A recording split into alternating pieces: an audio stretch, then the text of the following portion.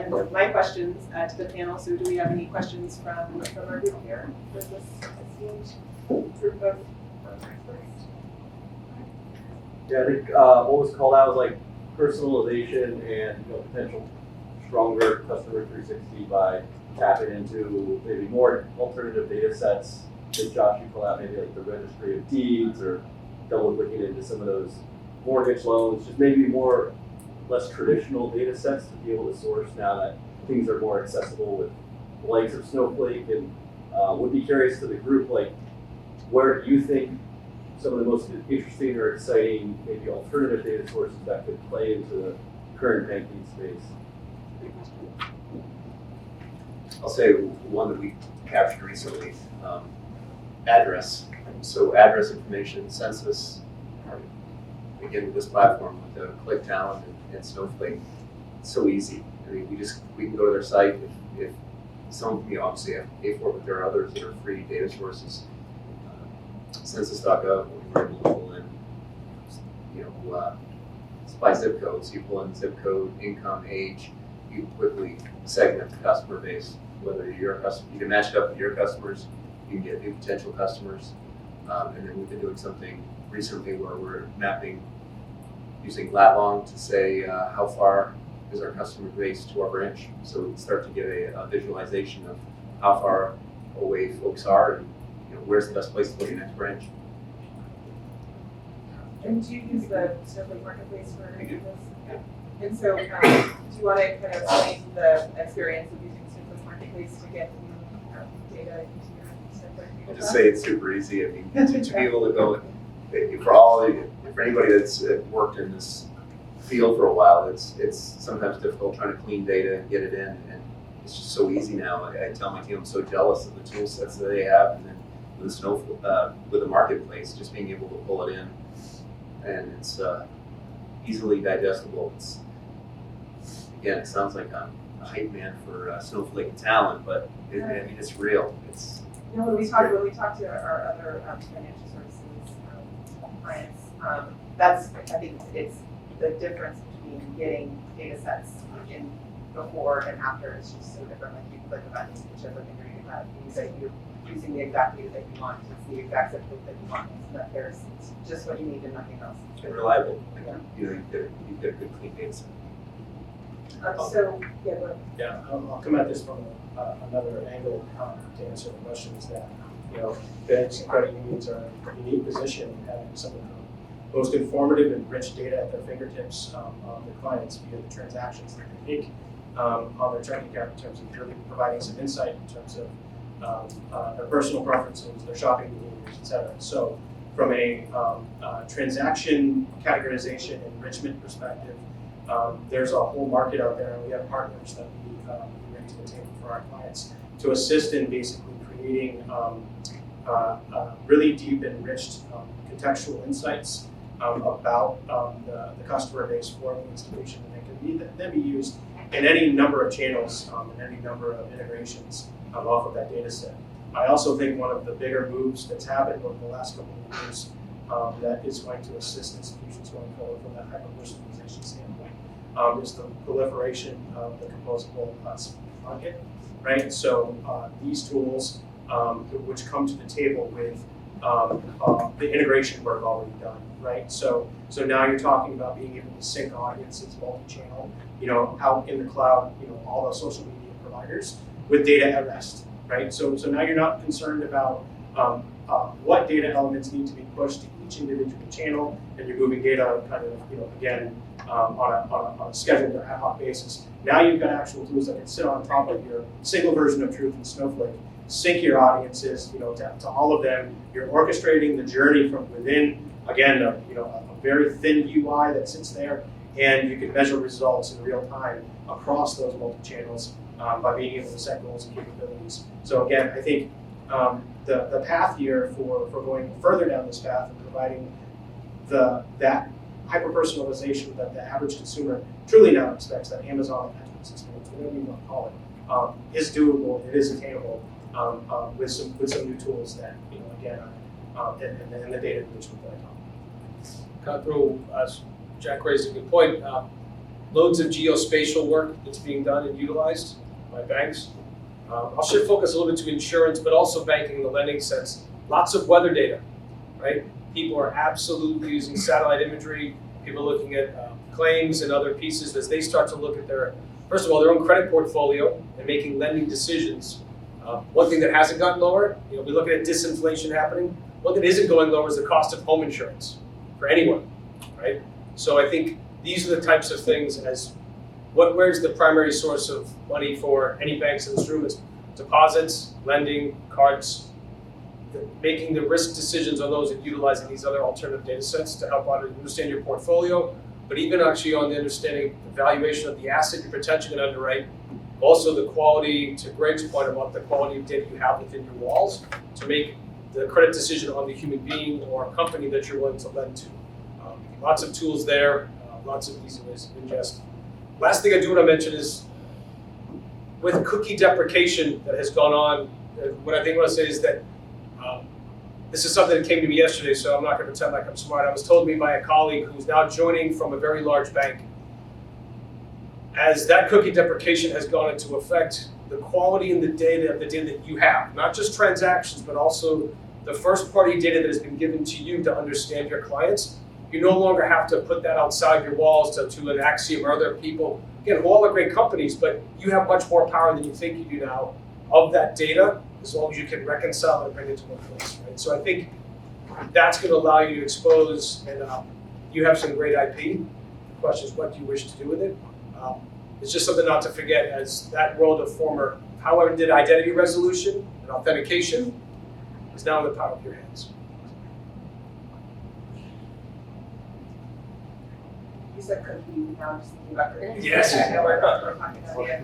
But any other questions from the audience? Yeah, I think it's actually kind of surprising that AI and ML has only come one time. So good job, guys. Thank you. I brought it up and Josh shut it down. So. That's right. So we go there? Okay, we can't. Yeah, the Go there, I question, think. the question for Judy is, I'm just curious because you're working with so many different sizes of banks, different regions of banks. What are you seeing for use cases for AI and ML these days? Sure. I think Mona already has the answers. We were talking at lunch. Financial services is a business of explainability. You can't just willy-nilly do anything. I am not aware of any place where Gen AI is running end-to-end, meaning data is being ingested out to a customer output without human oversight. It's not happening because it can't. At some level, from a legal standpoint, I just can't see how that's happening. So what I am seeing is lots of work. Well, first of all, is there data readiness? I'm not sure that everyone has that piece to really go end-to-end. But what I am seeing is the attempt to automate things and to augment employee work. Call center, analytics, histories of call data, transcription, recommendations to call center reps to then solve the problem more quickly, in conjunction with, if you have the data there, to look at historical price transactional data, customer footprint analysis, then to make a next best action. So hopefully the idea is to bring this together in a package. Recommendations to solve the call problem faster, why someone's calling me with a human being faster. And then two, once you've resolved the customer, you have an opportunity then to cross-sell and upsell. You have the opportunity to understand, based upon their transaction history, okay, they have 3 products. Maybe you can have a social feed that comes in that shows they just have a child. Maybe they have a checking account, a savings account, or a credit card. Maybe they can be offered a mortgage. Maybe that's something that's present to them that they're thinking about. Those are the types of things that are being done. Wealth and asset management businesses are absolutely augmenting and making recommendations to their advisors to then make better decision making. It's not going end to end. There's a human being at the end of this to make recommendations. Bigger banks, there's lots of code transformation going on, right? Loads of code transformation where they're trying to take, accelerate some of their legacy tech debt by rewriting code utilizing Gen AI tools. Those are some of the ways. There's a whole list of other things. Fraud. We can keep going and going, but I think what I told Mona was hype cycles. Innings. Let's use baseball as the analogy. I think we're in inning 2. Okay. All the original hype with interest rates staying high is dying down. What am I tangibly doing to get a return on the investment, both of productivity or to a revenue outcome? Collapsing the time that it takes, again, for a customer when they call in, right, to solve the problem. That is where we are now. I think people are doing a lot of really cool things around OCR and natural language processing, ability to make recommendations. We have a product called Document AI. I really think that's where people start to take unifying what is existing out in the corpus of the world that people can scrub off of websites. All those foundational models, I think, are going to regress, right, back to the same answers on some level. But what the differentiation is going to be back to the intellectual property within the walls of each individual bank in this room, and your ability to access paper PDFs and other documentation with subject matter expertise of the risk of your firm, of how you wish to approach your customers, leveraging that in a secure, governed way with choice of models. We don't know which next model is going to help solve credit analytics better, but what we do know is you can use foundational models then to direct to your corpus of intellectual property that you protect to an outcome more quickly using these tools, but under your choice, and knowing that everything's going to continually be changing, you need to have a corpus of choice. ChatGPT-4 may be the best thing since sliced bread now, but we have to put that under the lens of cost. Maybe it gives you an answer that gives you 90% certainty, but there's another model that runs at 88% certainty that is 10 times cheaper. For that 2%, you may have a decision on which model you want to use. So I think this is the corpus of some of what's going to be happening. What is happening now versus what I think may come. Again, it's one person's opinion, but I think we just want to provide you, again, a secure governed data state to then hopefully provide a profitability outcome of your intellectual property to your clients or your stakeholders internally with choice of tools, whether it's Amazon's Bedrock model, or it's Mistral, or it's Llama 2 or Llama 3 or Llama 85 by the time it gets there. Whatever the answers are, we just want you to have choice of the models that you think is best to meet your business goals, if that helps.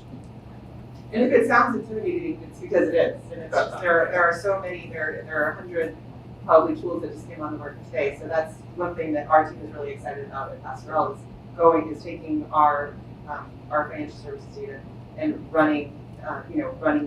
identifying use cases with, Greg said, I don't know if you mentioned this, but he spent 20 years in banks credit unions. He has the expertise, he knows what you would be looking for. So we're taking that, we're using the Qlik ML tool, we're using the SageMaker, we're looking at all the options and running through these scenarios, and our engineers are so excited. This is going to be exciting, and it's just getting started. So it's really exciting. The great thing about having all your data in Snowflake is once you find the tool, you just put it up there and you're ready to go. Yeah, go ahead. I got you one question, I'll let you kill it. So the last piece is that people, let's abstract really what is Gen AI in the first place? It is breaking down the communication barrier between humans and machines. Let's stop there for a second. Because so much times Gen AI, it has this older corpus of risks and opportunities, but at its most fundamental level, you don't have to write code to get an answer back from a machine. Exceptionally powerful and awesome. And the last piece is like this, just again, the data readiness of an accurate set of data to utilize these tools is more important than anything else.